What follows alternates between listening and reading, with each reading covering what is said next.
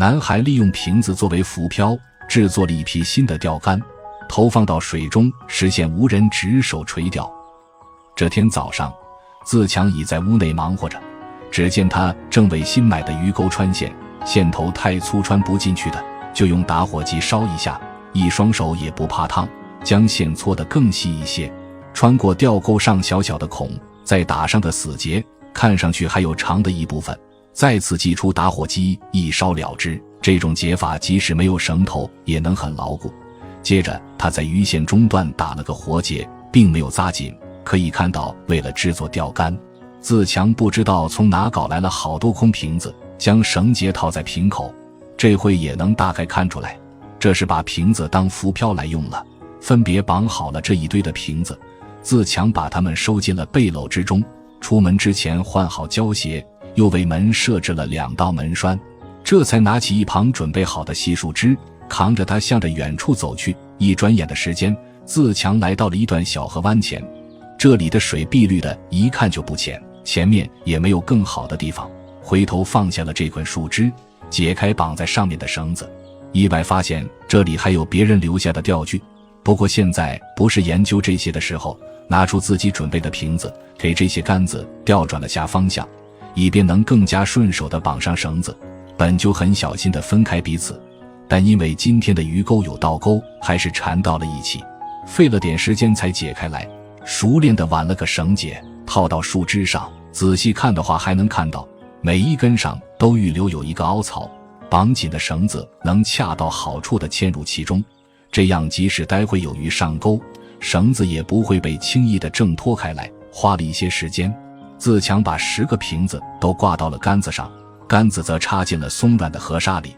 接着他拿出了背篓里准备好的饵料，依然是他一贯在用的蚯蚓。悬空的钓钩为自强穿饵提供了不少方便。确认都上好饵后，自强提起一根鱼竿，打算从这里开始，把鱼竿都插入到泥土中，间隔开来的距离是为了能更加充分地吸引到更多的鱼。一路沿着河滩安插好了这些钓竿，看上去一排过来整整齐齐。这些瓶子就是为了人不在的时候上了鱼，能提供充足的浮力，防止鱼线带着杆被鱼整个拖走。收好刚才捡到的鱼线，短时间内不一定会上鱼，接下来还是先返回家中。一夜过后，杆子上三三两两的上了不少鱼，此刻一些刚上钩的还在剧烈挣扎，时间久的没多少力气了，则拽着瓶子在水底游曳。自强一早上吃完饭就赶了过来，刚拐过这条弯望了眼河岸旁的钓竿，知道是有重鱼了，立马飞奔而去，卸下背篓，抄起网兜，赶忙向着四处查探起来。发现大部分有上鱼后，他觉得今天的收获应该是稳了，那么也就不急了，干脆从最右边开始收起。第一下拉起来就是好大一条黑鱼，紧接着边上这杆也提起了一条不算小的鱼，摘下鱼钩，先收入到网兜之中。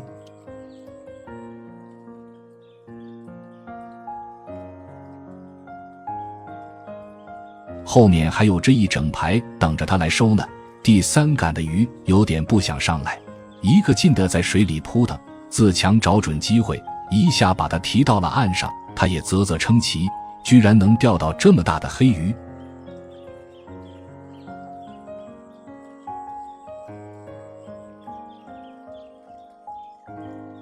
这些钓竿虽然没了饵，但还是随手给插了回去，这样不容易把线缠到一起。这边刚拉上来，边上的就在蹦跶了，干脆一起丢到岸边。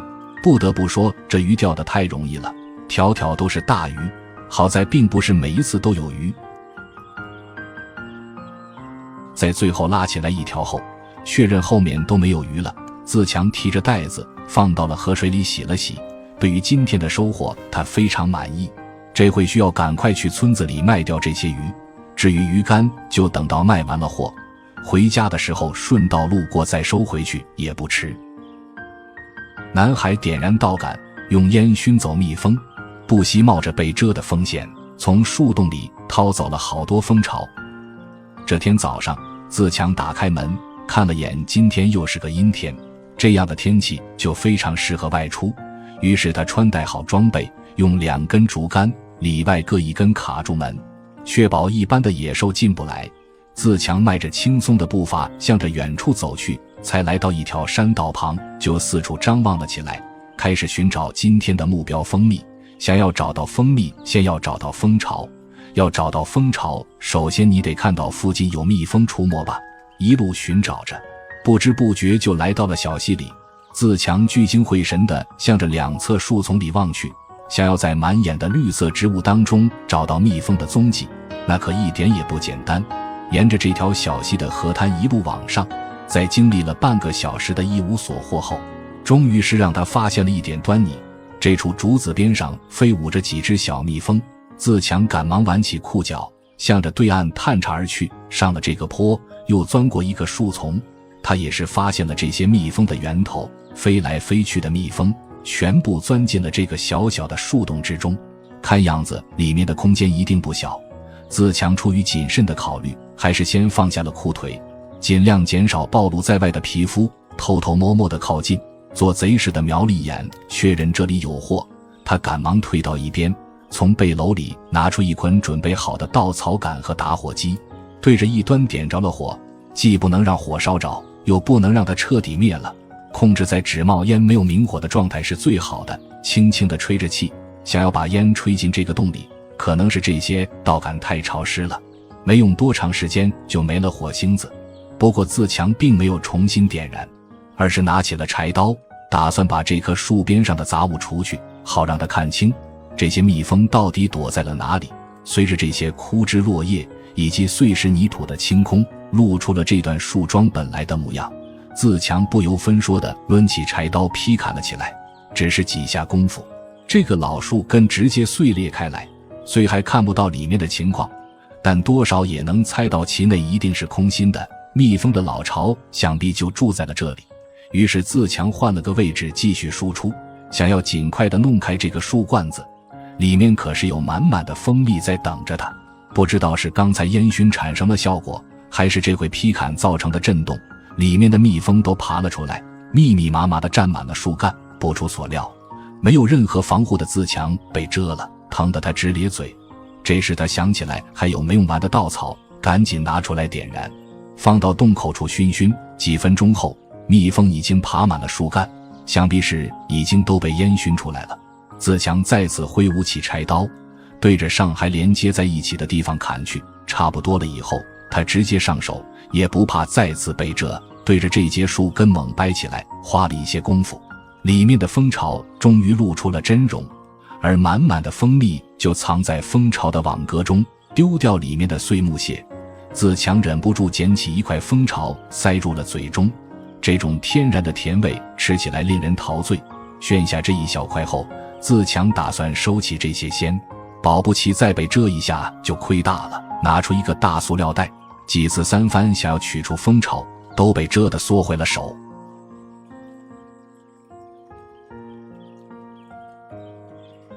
踢出来，底下还藏着好些小蜜蜂，就这么用手掸去残留的蜜蜂。只要胆子大，就没有完不成的活。这些蜂巢的造型都是长条形，蜜蜂们贴着树洞构筑才变成这样子的。自强一下子就能拿出来一大片，实在是太过瘾了。偶尔有捡到断掉的小块，就直接当场吃掉，过完了嘴瘾。他收起剩余的蜂巢，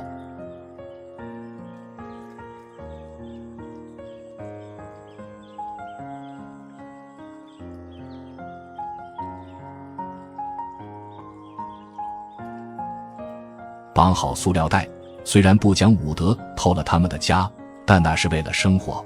又出于内心的善良，自强把盖子给盖了回去，并把之前的枯枝落叶也重新覆盖了起来，算是给这群蜜蜂留了点活下去的希望。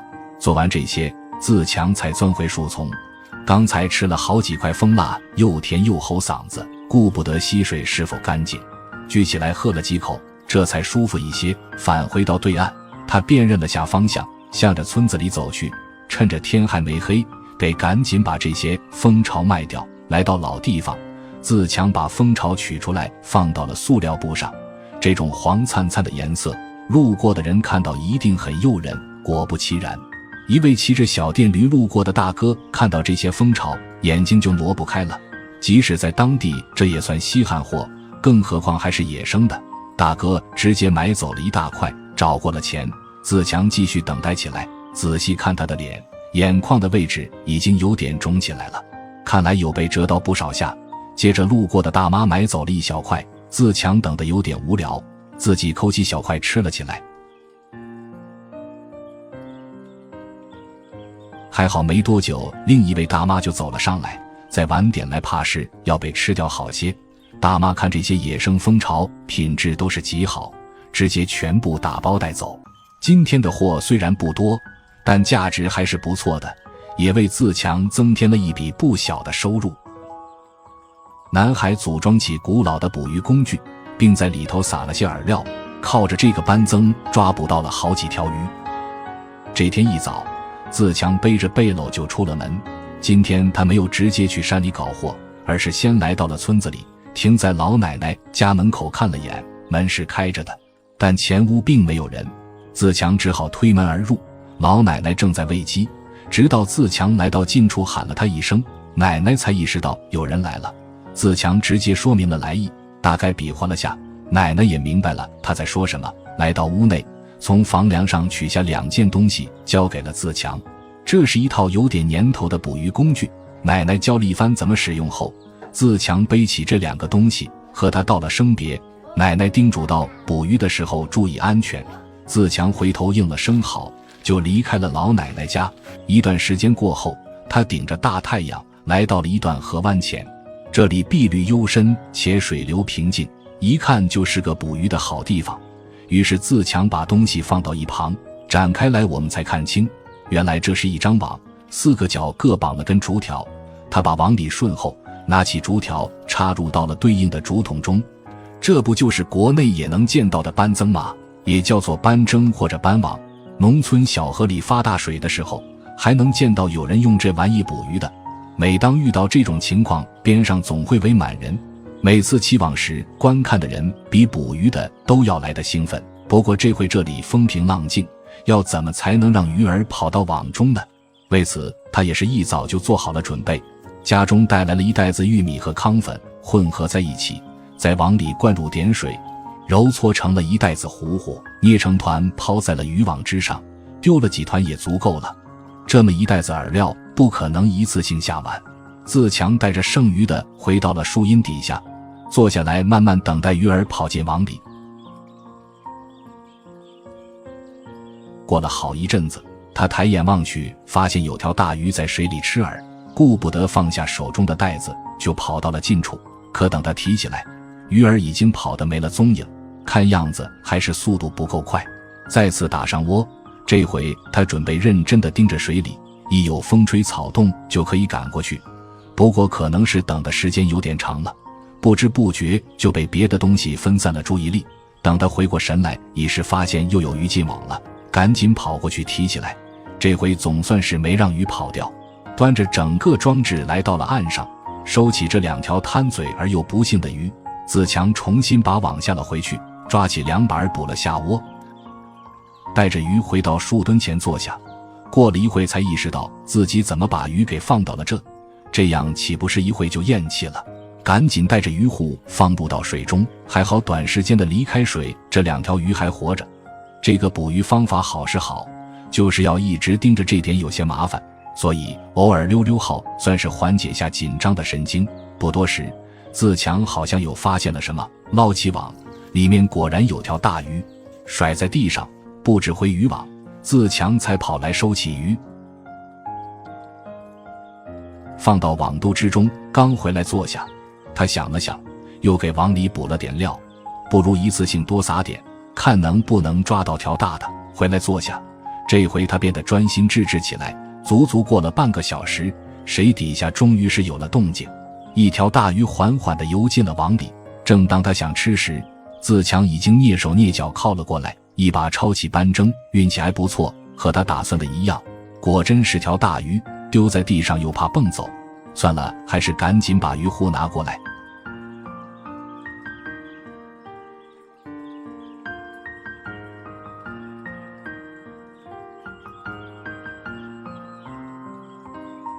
收拾进网兜中，今天也差不多了，还要留出一点时间待会去街上卖掉这些鱼。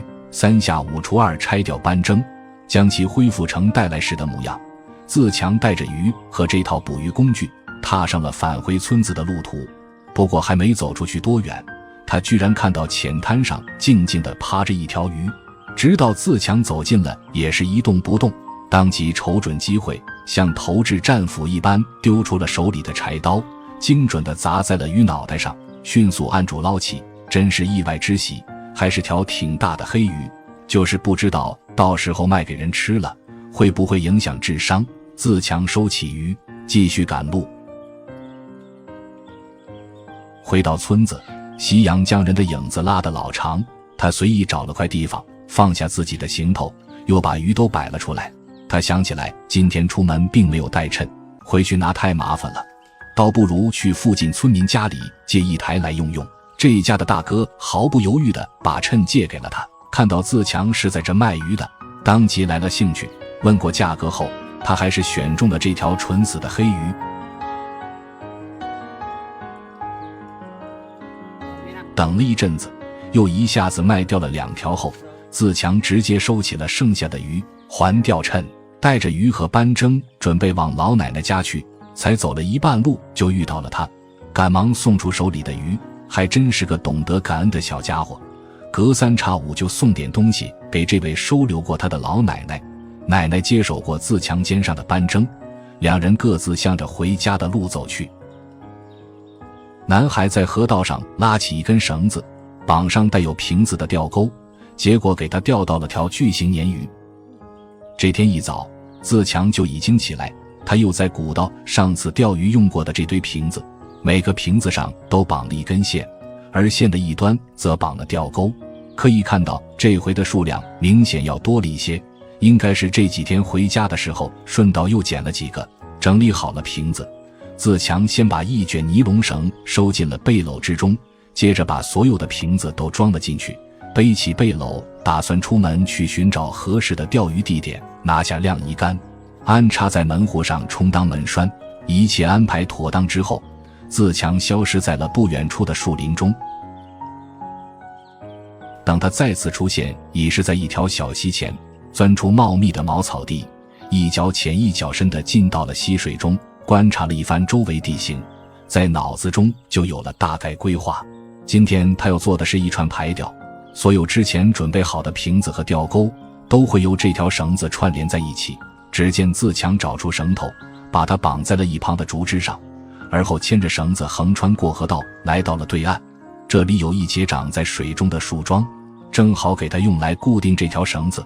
扯了扯，将绳子绷紧后，自强反手从背篓中掏出了瓶子，熟练地打了个绳结，绑到了主绳之上。这种瓶子钓具的好处就是人不用看着，到时候要是有上鱼，也不需要担心被挣脱开来。瓶子提供的浮力可以很好地和想跑的鱼进行较量，一沉一浮之间就能耗干鱼儿的力气。在这其腰深的水里，自强异常的专注，一丝不苟地完成着手头上的活，耗费了一些时间，将带出来的瓶子统统绑到了这条主绳之上，看起来非常的整齐。而接下来的步骤也是关系到能不能上鱼。自强从背篓中掏出了带来的蚯蚓，捞起水底下的鱼钩，仔细地穿好了饵进去。待到给所有的钩子上都挂好，自强拉起绳子确认了眼没有问题后，多余的蚯蚓干脆倒进了溪水中，算是给这里的鱼儿加餐了。接下来就没他什么事了，能不能上鱼就得交给运气了。这么多个钩总能上几只鱼吧，还是等下午再来看看吧。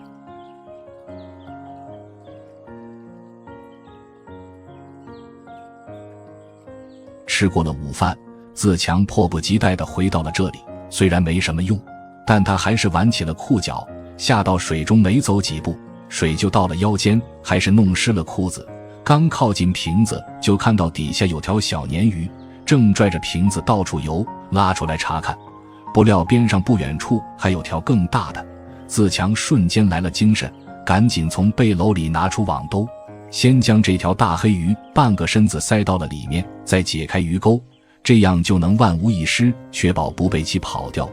第二处还是只泥鳅，对比其他鱼小是小了点，但也不错。塞进去后，不知道什么时候这个网都破了个洞，泥鳅直接从这个破洞中溜走了。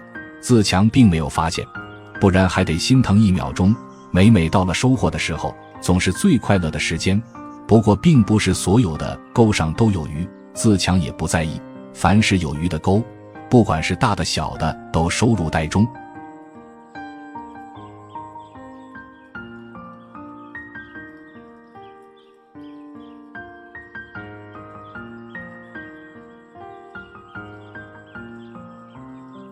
在接连收了一堆小鱼之后，本以为今天就这样了，没想到最后几个瓶子中还藏了条巨物在这。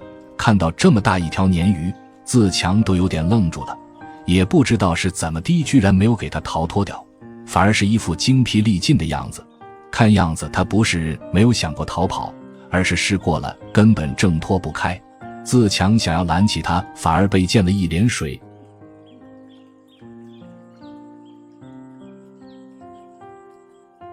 经过一番小小的搏斗，这条大鲶鱼被自强抠住了鱼鳃，鱼头太大，而带口却又太小，鳃又塞不进去，给他急得满头大汗。经过多次的尝试还是不行，最终不得不转换了个思路，从鱼尾巴先进入，这才把这条头大身子瘦的大鲶鱼收入囊中。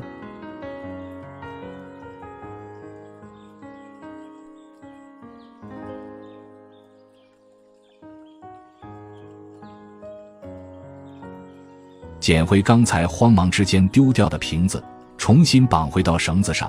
自强提着这袋子沉重的鱼放到了这小段堤坝上，将背篓里的东西先取出来，把鱼放好后，重新整理进去其余的东西，这才背起这筐货物，向着来时的路走去，顶着烈日回到村子。虽已不是正午，但这回街上也没什么人，不知道待会会不会有人来买自强的鱼。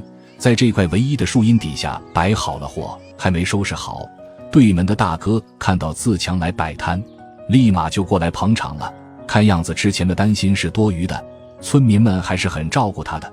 小哥上来就看上了这条巨型鲶鱼，二话不说直接买走，称了一下，足足有6斤重。经过他的小脑袋瓜子一顿计算，干脆加了一条鱼上去，好凑个整，这样也免去了找零的麻烦。当然他也不会让村民吃亏，后面加的那条算是半卖半送了。卖完了这条大鱼，只剩下了一条黑鱼和一些小鱼苗。这时边上大妈走了出来，手里还拿着件衣物。她先问自强买走了所有的鱼，递过来钱，自强却不肯多收。大妈一并把手中的衣服给了自强，说是这衣服加上这些钱就当买他的鱼了。自强哪里不明白，光这件衣服怕是就抵得上鱼的价值了，他只肯收下这件衣服，但大妈一再坚持，只好收下其中的一张。大妈摸了摸自强的头，勉励他一个人也要好好生活。谢过了大妈，自强收起自己的东西，有些欢喜地看着这件新衣服向着家里走去。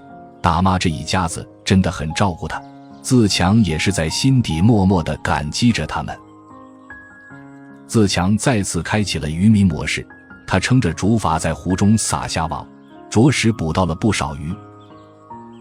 虽说自强对于捕鱼已经轻车熟路，但该做的准备还是不能少的。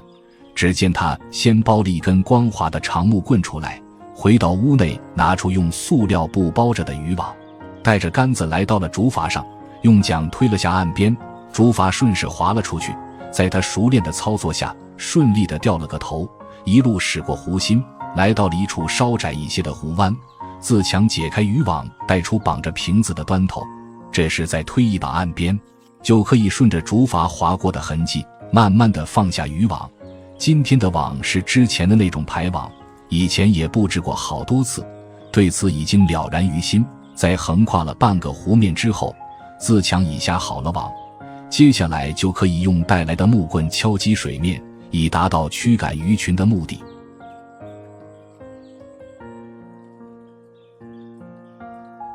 围着网的周围敲了一圈，是时候看看有没有收获了。一点点将网拖上来，拉了一会，只觉得越来越沉，这是一个好消息。果不其然，捕上来的第一条就是条大鱼，赶紧捞上来按住。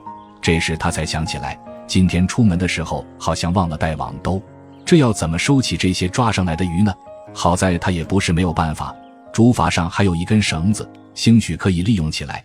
只见自强把绳子穿进了鱼的嘴里，从鱼鳃的位置拉出，鱼儿感觉到异物的进入，有点想扑，但他还深陷渔网之中，只能任由自强摆布，提着它放到了水中，用脚踩住了绳头，这样既可以保证鱼儿跑不掉，又能接触到水里。自强拽着渔网继续收获起来，不多时又拉上来2条大罗非，同样的方法串起来放到水中。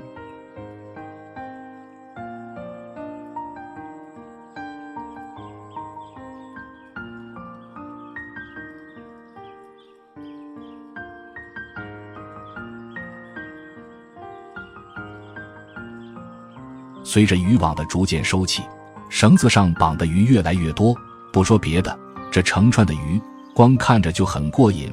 待到收起所有的网之后，自强提起这串鱼看了看，今天的收获是真的不错。整理好渔网，拎起鱼放到竹筏上，也是时候该回去了。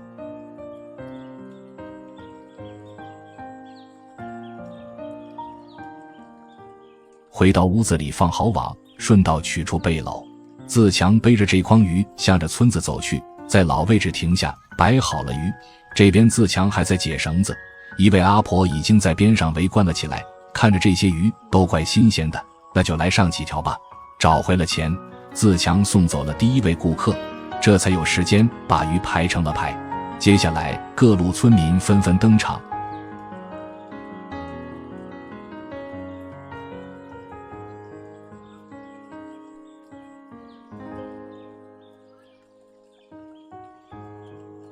直到日暮西沉，还剩下的2条自强也不打算再卖，装到塑料袋里，一条自己吃，另一条提在了手上，沿着街道向着另一头走去，来到了老奶奶家门前。奶奶这时正坐在路边做着刺绣，自强把手里的鱼送给了她，又一起说了会话。他也该回去了。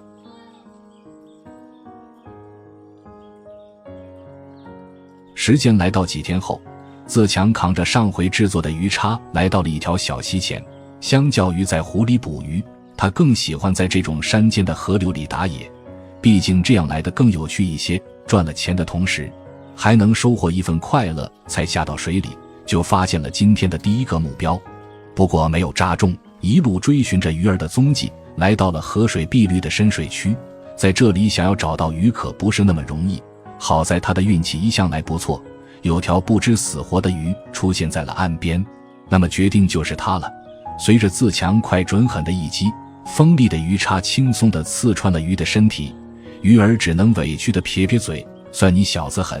收起这条鱼，向上游才走了没几步，又给他见着了一条，当机立断掷出了鱼叉，没有中没关系，在使出了一招连环夺命刺之后，